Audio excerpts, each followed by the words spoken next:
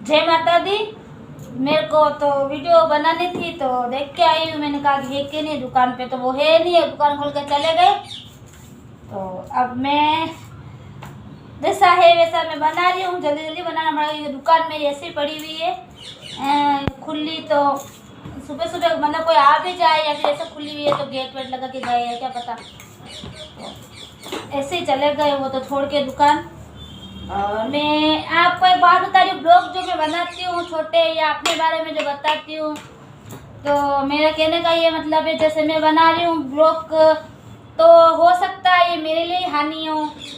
हानि का मतलब यूँ है कि मैं अपनों के बारे में बताती हूँ, तो मेरे ना बच्चे हैं कभी देखे, या फिर मेरे हस्बैंड भी मान लो बच्चे देखेंगे तो सोचेंगे थे ये मम्मी ऐसे बोलती वैसे बोलती हमारे लिए, तो मेरे लिए भी खराब है वैसे ही ये ब्लॉग बना रही हूँ। तो और जो समझता है, आप लोग देखते हो या मेरे ब्लॉग कहीं जा रहे हैं या नहीं जा रहे, इतना तो मुझे भी नहीं पता, अभी तक व्यूज़ भी नहीं आ रहे इतने।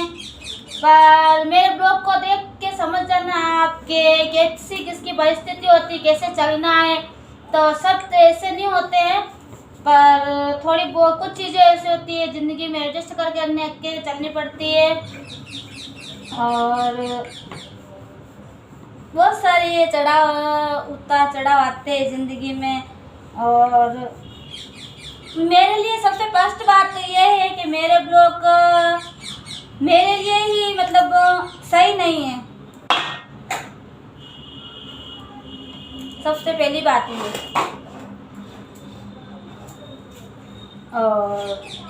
और दूसरी बात मैं बता रही हूँ आपको कि जो अपन काम करते हैं छोटा मोटा या किसी मतलब काम का मतलब यूँ है, अपन को जो चीज़ नहीं आती है, जैसे कि अपन को कहीं फार्म वगैरह भरना है या कुछ भी करना अपन को नहीं आता, जैसे तो अपन थोड़े बहुत पढ़े लिखे हैं, अपन को लिखना वगैरह आता, तो सबसे पहली बात ये है कि जो फार्म वगैरह जो भरता है अगला इंसान, तो उनको कहो कि आप मतलब हमें खुद को सिखाए कि हमें कैसे भरना है। डायरेक्ट ऐसे नहीं कि जो मतलब उनने भर दिया और अपन ने देख लिया, एक वो बात अलग होती है, वो बात सही है, भर देते वो बात अच्छी है, लेकिन अपन को नहीं आता है ना कुछ, तो अपन को प्रॉब्लम होती है कि अपन ने क्या करा क्या नहीं करा। उनको आता उनने सीधा सीधा भर दिया, ऐसे प्रॉब्लम मेरे साथ। क्योंकि मतलब जो मेरे चैनल बने हुए हैं यूट्यूब पे, चैनल बना है या मतलब फाइल वगैरह, ये मुझे नहीं पता कैसे बनाई है, मेरी लड़की ने बनाई है। शायद वो मेरी लड़की, मैं अपने ऊपर कहती हूँ, मेरी बेटी शायद मेरे को गुस्सा हो जाएगी,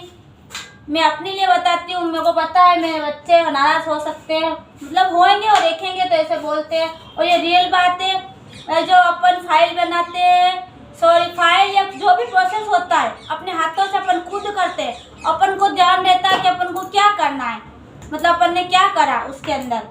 मेरे कहने का ये मतलब है। आप जैसे मुझे ये बताएंगे मेरे को मेरी जो यूट्यूब का ये मेरी बेटी ने बनाया वो कैसे बनाया, वो अगर मेरी बेटी मुझे ये कहती मम्मी ऐसे करो वैसे करो, हो सकता है मैं सीख जाती थोड़ा बहुत फाइल बनाना। तो बहुत सारी परेशानियाँ होती है, इसलिए मैं तो ऐसे कह रही हूँ कि जो भी काम करो अपन को नहीं आता ये बात तो सही है, पर जो अपन थोड़े बहुत तो पढ़े लिखे हैं तो उस हिसाब से क्या है कि जो भी काम अपन को आता है तो अगले इंसान को जो आता है उनको बोलो कि आप मुझे बताओ, तो हम अपने हिसाब से हम भर सकते हैं।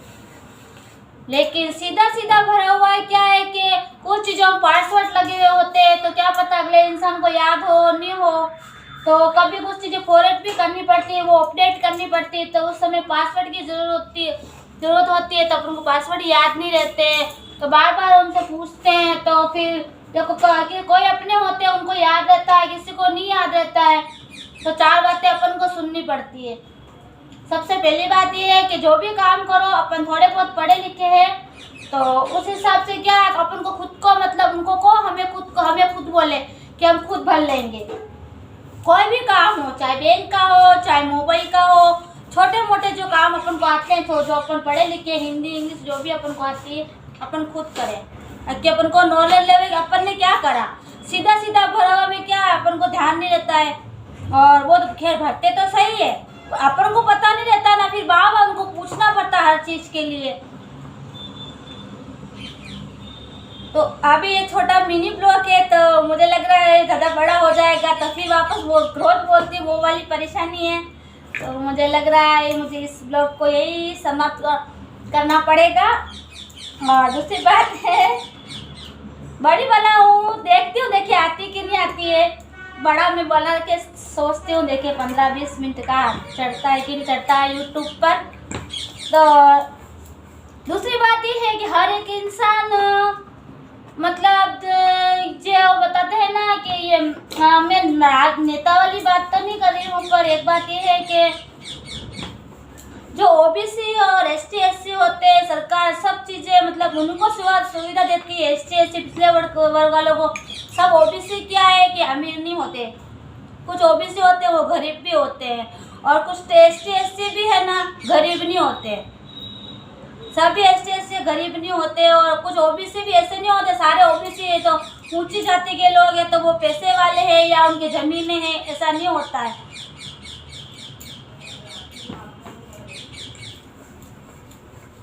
हमारी बहुत सारी परेशानियां होती है। ओबीसी का मतलब ये नहीं है कि हम ऊंची जाति के हैं, तो इसका मतलब ये नहीं होता है जात पात का नहीं होता है। मतलब किसी के पास पैसा होता है, किसी के पास ज़मीनें नहीं होती है किसी कारणवश, तो वो क्या ओबीसी पैसे वाला नहीं होता है। उसको हर चीज़ के लिए, अभी मुझे जैसे मेरे पास कुछ भी नहीं है, मैं अपनी बात बताती हूँ, मुझे एक छोटा सा लोन कराना पड़ता है ना, उसके लिए मुझे 4 महीने लगते हैं। मुझे मतलब रिटर्न भरना पड़ता है, उसके बाद में ITR भरना पड़ता है, वो 2-3 प्रोसेसिंग और इसको करना पड़ता है। उसके बाद 10 चक्कर मुझे है ना एक जगह पे लगाने पड़ते हैं। फिर मुझे मैनेजर साहब से बात करनी पड़ती है, फिर मैनेजर साहब मेरा मतलब अपन 6 महीने का अकाउंट देखते हैं, तो उसके लिए करंट अकाउंट खुलाना पड़ता है अपन को। तो बहुत सारे काम होते हैं प्रोसेसिंग में। ऐसी बात नहीं है कि मतलब ना ओबीसी लोग होते हैं तो वो पैसे वाले होते हैं, ऐसा कुछ नहीं होता है। ओबीसी पैसे वाले नहीं होते हैं, जब सारी सुविधा एसटी एससी को कर रखी है तो हमारे लिए ओबीसी वाले मतलब ओबीसी क्या लखपति थोड़ी होते हैं क्या? हम ओबीसी थे मतलब, तो मतलब मैं शायद ओबीसी नहीं होती, एसटी एससी होती तो मतलब मेरे को आगे मैं पढ़ पाती। जाके मैं 8वीं पढ़ी हुई उस समय ना तो कोई छात्रवृत्ति मिलती थी, ना हमारे पापा के पास पैसे थे स्कूलों में जाने के लिए तो फीस भरवा सकते थे। मेरी 8वीं की फीस भी मेरे मतलब है ना मेरे सर ने भरवाई थी, प्रिंसिपल सर ने, क्योंकि मेरा मतलब एग्ज़ाम हो रहे थे तो एक सर ने मेरा एग्ज़ाम नहीं लिया था, तो है ना मेरे मैथ्स में, तो मैं स्कूल भी नहीं गई थी। मुझे सर रोज़ डांटते थे, इनकी फीस बाकी है, तो मेरे प्रिंसिपल सर थे तो उनने मेरी फीस भरी थी। मतलब ऐसा आप तो क्या ओबीसी की बात नहीं होती है, थोड़ा बहुत ओबीसी होते हैं, इसका मतलब ये नहीं कि उनके पास पैसे होते हैं, गरीब होते हैं। ओबीसी भी लखपति नहीं होते, सारी चीज़ें ओबीसी एसटी एससी को दे दी, ऐसा नहीं होता है कभी भी।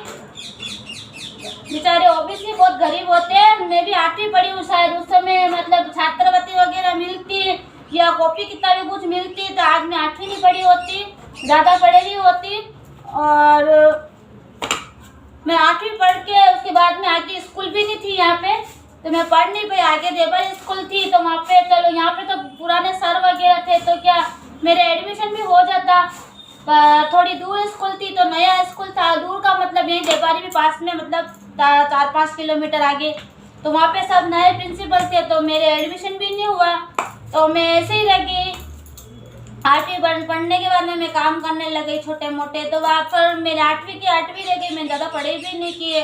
तो मैं तो ये कहना चाहती हूँ मतलब सरकार की बात नहीं है क्या, सरकार की भी बात है, वैसे तो सरकार को भी सोचना चाहिए। कुछ लोग ओबीसी होते हैं, ओबीसी का मतलब तभी तो मेरे सपोर्ट में कोई नहीं है, मुझे लग रहा है सारे ओबीसी लखपति है।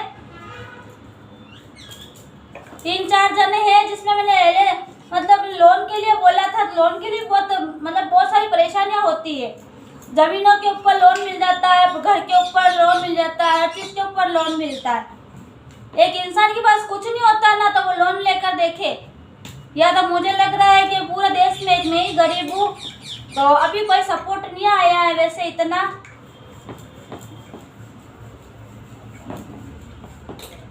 तो मेरे को लग रहा है ये मेरा ब्लॉग बड़ा हो गया है, तो मैं ये ब्लॉग ये समाप्त करती हूँ। जय माता दी, बाय बाय। और मैं तो ना मैं राजनेता की बात कर रही हूँ, ना मैं नेता हूँ, बस जो मेरे पे बीतती है मैं वो बात कर रही हूँ, चाहे उससे आप सहमत हो या नहीं हो। जय माता दी, मुझे माफ़ करना अगर मेरी गलती हो तो। लेकिन बस कुछ बात तो सही है ये अब सोचने वालों के लिए, और कुछ को गलत लगी हो और नाराज़ हो रहे हो तो मैं उसके लिए माफ़ी चाहती हूँ।